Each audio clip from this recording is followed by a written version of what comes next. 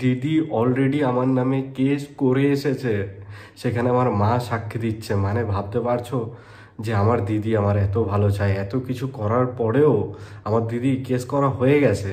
হ্যাঁ, আজকে রনের যদি কিছু হয়ে যায় তার জন্য দায়ী থাকবে কিন্তু শুধুমাত্র তার মা বাবা। আর এই কথাটা কেন বলছি, কারণ যেখানে নিজের মা বাবাই সাপোর্ট করে না নিজের সন্তানকে, সেখানে পরের মেয়েকে কি করে সাপোর্ট করবে রনের মা বাবা।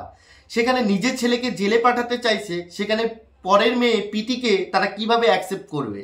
সেখানে কিন্তু তার মা বাবার কথাবার্তা, তার দিদির কথাবার্তা যতটুকু শুনে আমার মনে হলো যে এখানে কিন্তু দোষ আছে পিটি। কারণ এখানে পিটির দোষই তারা কিন্তু বেশিটা দেখছে। তার মা একটা কথা বলেছেন যে পিটি চলে গেছে, সেটা আমরা কি করব? আমরা কি তাকে তাড়িয়ে দিয়েছি? আমরা কি তাকে বাড়ি থেকে বের করে দিয়েছি? এমন তো নয়। সে চলে গেছে বলে সেই রাগগুলো আমাদের উপর ঝাড়বি, এমনই কিন্তু কিছু কথা ভেসে আসছে। তো এখানে রন পিটির মধ্যে যদি কোনো সমস্যা তৈরি হয়, সেখানে মা বাবার কর্তব্য কি? সেখানে মা বাবার কর্তব্য সেই ঝগড়াঝাটি অশান্তিটাকে মিট করে তাদের দুজনকে সুষ্ঠুভাবে বিয়ে থা দিয়ে ঘরে আনা, সেটাই কি না? সেখানে তারা কি করলো, রন ও তার দিদির মধ্যে এমনভাবেই ঝগড়া অশান্তি শুরু হলো। সেখানে রনকে এমনই কথা বলল, নিজের মা হয়ে নিজের সন্তানকে জেলে পাঠাতে চাইছে যে হ্যাঁ হ্যাঁ হ্যাঁ তুই করেছিস, তুই এই বটিতে কুবাতে গেছিস। এখানে নিজের মা আর নিজের বাবা যখন এই কথাগুলো কোনো সন্তানকে বলে, কোনো সন্তান কিন্তু এটা সহ্য করতে পারে না।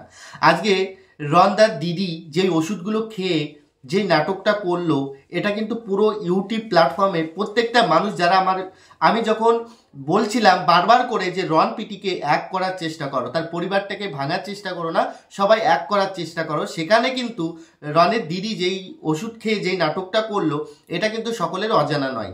আমি একটা কথা বলি, এটাকে নাটক কেন বলছি। দেখো, আমরা কিন্তু কেউ নাটক বলিনি। প্রথমে কিন্তু কমেন্ট করছিল যে ব্যক্তিগুলো যারা আমার ভিডিওগুলো দেখে, তারাই বলছে যে তার দিদি নাটক করছে। যদি কোনো ব্যক্তি যদি ঘুমের ওষুধ খায়, সে কখনো এইভাবে চিৎকার করতে পারে না, বা তার পরিবারের লোক জিজ্ঞাসা করবে না যে কটা খেয়েছে, আগে কিন্তু তাকে নিয়ে হসপিটালে দৌড়াবে। সেটা কিন্তু তারা করেনি। সেখানে কিন্তু সে কিন্তু চিৎকার করছিল। এমনই পরিস্থিতি ছিল হয়তো যে মানুষজন তাকে হসপিটালে না নিয়ে বাড়িতেই ভিডিও ক্যামেরা করে সোশ্যাল মিডিয়ায় ছাড়ার জন্যই শুধুমাত্র এই নাটকটা করেছে। এটাই আমার মনে হলো। আর আমার কমেন্ট বক্সে এরকম কমেন্ট প্রচুর আছে। এখান থেকে এই অভিজ্ঞতা থেকে আমি বললাম যে কোনো না কোনো দিক থেকে তার মা বাবাও দায়ী আছে। মা বাবার কর্তব্য কি? সন্তান ছেলে মেয়ে যখন ঝগড়া করবে, তাদেরকে মিলমিট করে দেওয়া, তাদেরকে যাতে পরবর্তীকালে এরকম অশান্তি না করে, সেগুলো মিটিয়ে দেওয়া। একমাত্র তুমি মেয়েকে ভালোবাসলে, ছেলেটা কি বানের জলে ভেসে এসেছে? তুমি বললে যে ওরা তোমার দুই হাত। রনের মা বাবা বলেছে রনকেও আমি ভালোবাসি, আমার মেয়েকেও ভালোবাসি। সেখানে রনের দিদির ক্ষতি হচ্ছে, সেটাও দেখতে পাচ্ছে না, শুধুমাত্র নিজেরটাই ভাবছে। তো এখানে কোনো মা যদি বলে যে তোকেই আমি জেলে পাঠাবো, তুই করেছিস, তোরই অন্যায় সব কিছু, এরকম কিন্তু হতে পারে না। কারণ এক হাতে তালি কিন্তু বাজে না, তালি বাজানোর জন্য দুটো হাতই প্রয়োজন।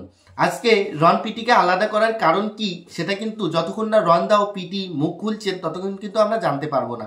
কিন্তু রনদার এতটাই আঘাত পেয়েছেন যে যেখানে নিজের মা বাবাই তার সাপোর্টে নেই, সেখানে সে কি করবে। আর রনদা বারবার বলছিল তোমার মেয়ে যেভাবে নাটক করতে পারে, আমি তো এইভাবে করতে পারি না। আমার এত সুন্দর সাজানো সংসার, আমার এত সুন্দর সাজানো বাড়িঘর, আজকে আমার সেই বাড়িঘর ছাড়া, আমার নিজের রান্না নিজেকে করতে হয়, নিজের জামাকাপড় নিজেকে ধুতে হয়। আজকে আমার এমনই পরিস্থিতি। আজকে আমার পিটি থাকতে আমার বিবাহ লাইফ, আমার বিয়ে হয়ে গেছে পিটির সাথে, সেখানে আজকে আমার ঘর ছাড়া, আজকে আমাকে ভাড়া দিয়ে থাকতে হচ্ছে। এখানে পিটিডিকে একটাই কথা বলবো যে রনকে তোমার খুবই প্রয়োজন, তুমি রনের কাছে চলে এসো, কারণ তোমরা যেমনটা ছিলে তেমনটাই থাকো। আজকে রনের মা বাবা যদি রনের নামে কেস করে, আমরা সকলেই আছি, আমরা রনদাকে খুব ভালোবাসি। দেখো, এক হাতে যেমন তালি বাজে না, তার দিদিকে অকারণে কখনোই সে কিন্তু গায়ে হাত দেবে না। অকারণে কখনো কি কারো গায়ে হাত দেওয়া যায়? এখানে নিশ্চয়ই কোনো না কোনো একটা প্রবলেম বা কোনো না কোনো ঘটনা আছে, যেটা কিন্তু রনদার খুব কষ্টদায়ক। একটা দিদির গায়ে হাত তোলা কিন্তু এমনি এমনি কেউ কখনো হাত তোলে না। আমরা তোমাদের ভিডিওগুলো, প্রত্যেকের ভিডিওগুলো দেখে থাকি, রনদার ভিডিও, তার দিদির ভিডিও, তার পরিবারের ভিডিও, পিটির ভিডিও, সব ভিডিও থেকে এতটুকু জানি যে এত ভালো সুন্দর একটা পরিবার ছিল।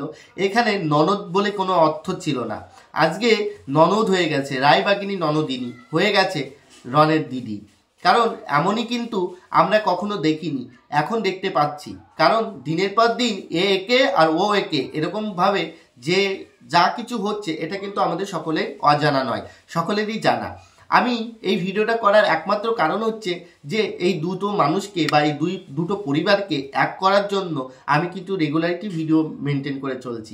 আমি জানি যখন আমি ভিডিও করছি অনেক মানুষ আমাকে অনেক কথা বলছে যে রনের দিদি এটা, রনের দিদি এই, রনের দিদি ওটা। অ্যাকচুয়ালি আমি একটা কথা বলি, তাদের তো ভাই বোনের সম্পর্ক, একটা সময় গিয়ে কিন্তু সব কিছুই ঠিকঠাক হয়ে যাবে। চিরস্থায়ী নয় এটা যে সারা জীবন থাকবে। সোশ্যাল মিডিয়ায় ঝগড়া অশান্তি হয়েছে, সেগুলো আপলোড করেছে, আবার কিন্তু তাদের পরিবারের সাথে পরিবার মিশে যাবে, কিন্তু আমরা যারা ভিডিও করছি আমরাই কিন্তু পরে ফেসে যাব। তো সকলের কাছে একটা অনুরোধ করব যে রনপিটিকে নিয়ে যতটুকু জানার ততটুকু জানুন, জানার পরে আপনারা ভিডিও করুন, ভিউজ কামান, সব কিছু ঠিক আছে, কিন্তু তার পরিবারটাকে জোড়া লাগানোর চেষ্টা করুন। আমি বলবো হাজার তার মা বাবা অপরাধ করুক, হাজার অন্যায় করুক, হাজার রনদাকে কষ্ট দিক না কেন, তবু তো তার মা বাবা, তবু তো তার দিদি, হাজার হোক, তারাই কিন্তু তার পরিবার, তারাই কিন্তু দিনের শেষে তাদের পাশে থাকবে। আমরা শুধুমাত্র লিমিট মাত্র। আমাকে কালকে একজন কমেন্ট করেছে, আর কমেন্টে বলছেন আমরা তো দর্শক, আমরা তো মজা লুটছি আর আমরা দেখছি, আমাদের খুব ভালো লাগছে, এদের ঝগড়া ওদের ঝগড়া, তো তারা কিন্তু মজা লুটছে, কিন্তু এখানে ফায়দা কিন্তু কারোরই হচ্ছে না। এখানে আমরা যারা ভিডিও করছি, আমরা ভিডিও শুধু করি না, আমাদেরও কিন্তু মন আছে, আমাদেরও খারাপ লাগে। একটা পরিবার চোখের সামনে যখন ভেঙে যাচ্ছে তখন না দেখে না আমাদেরও খারাপ লাগছে। যদি আজকে আমাদের পরিবারের সাথে এরকম হতো তাহলে আমরা কি করতাম, আমাদের করণীয় কী ছিল? আজকে রনদা মুখ বন্ধ করে আছে, পিটি মুখ বন্ধ করে আছে, তাই বলে যে যেমন পাচ্ছে ভিডিও করছে, এটা কিন্তু ঠিক নয়। আমি সকলের কাছে একটাই অনুরোধ করব যে রনপিটির মতো যেই সমস্যাটা তৈরি হয়েছে এটা যাতে যত তাড়াতাড়ি হোক ভালো হয়ে যাক। কারণ এই যে তার দিদি যেইভাবে নাটকটা করলো, এই নাটকে যদি রনের কোনো ক্ষতি হয়ে যায় বা রন যদি কোনো খারাপ ডিসিশন নেয় তখন কি হবে বুঝতে পারছো? আজকে তার দিদি যেই নাটকটা করলো এটা কিন্তু পুরোটাই নাটক। যদি এটা যদি সত্যি হতো, এটা অনেক দিদিরা বলছে তার দিদি নাকি আইসিইউতে ভর্তি ছিল, একদিনের মধ্যে কি করে বাড়ি চলে আসলো, এটা কি মানা যায়? এরকম ধরনের কমেন্ট যারা করে আমি তাদেরকে একটাই অনুরোধ করব যে আসল ঘটনাটা কিন্তু আমরা কিছুই জানি না, জাস্ট অতটুকু ভিডিও দেখে আমরা আমাদের বক্তব্য জানাতে পারি না। কারণ আমরা যতক্ষণ না রনপিটি মুখ খুলছেন ততক্ষণ অবধি আমাদেরকে অপেক্ষা করতে হবে। আর আমি শুধুমাত্র একটা জিনিসই বুঝতে পারছি, আজকে যদি আমার মা বাবা বলতো আমার দিদির জন্য যে তোকে জেলে পাঠাবো, তোকে তোরই দোষ, তোরই সব দোষ, তোর দিদির কোনো দোষ নেই, এরকম যদি বলতো আমিও আঘাত পেতাম। কারণ একটা সন্তান রন, সে কোথায় যাবে? সে কোথায় যাবে যেখানে তার নিজের পরিবার যদি তাকে সাপোর্ট না করে? এত অশান্তির পরেও যদি তার মা বাবা বলতো বাবা যা হয়েছে হয়েছে, এইগুলো ভুলে যা, আবার সব ভাই বোনের মতো সব কিছু ঠিকঠাক করে নে, তাহলে কিন্তু একটু হলেও সব কিছু সমাধান হয়ে যেত। সেখানে তার মা বাবা তাকে এতটাই রাগিয়ে দিয়েছে, এতটাই দুঃখ দিয়ে ফেলেছে যে রন চাইলেও আর ফিরে আসতে চাইছে না, চাইলেও আর তাদের সাথে ভালোভাবে সম্পর্ক রাখতে পারছে না। তাই কিন্তু এই ভিডিওগুলো আপলোড করেছেন। তার কষ্ট, তার ক্ষোভ, তার রাগ থেকে এই কথাগুলো বলেছেন। সে বলেছেন তার নামে কেস করা হয়েছে। তো তার নামে যদি কেস করা হয়ে থাকে তাহলে তার মতো দুঃখদায়ক হতে পারে? সে মুখ দেখাবে কি করে লোকের কাছে যে আমার নিজের পরিবার আমার নামে কেস করেছে? এটা কিন্তু স্বাভাবিক নয়, এটা কিন্তু খুবই দুঃস্বাভাবিক। মানে এটা কেউ মানতে পারবে না যে তার পরিবারের লোক তার নামে কেস করেছে। এটা কিন্তু রনদার পক্ষেও সম্ভব না, আমরা সাধারণ মানুষ, আমরা যারা ভিডিও করছি আমাদের পক্ষেও সম্ভব না। কারণ তাদের কষ্টটা তারাই বুঝতে পারে যাদের হয় বা যাদের সাথে হচ্ছে দিনের পর দিন এই যেই ঘটনাগুলো ঘটে যাচ্ছে, তারা কিন্তু কষ্ট পাচ্ছে।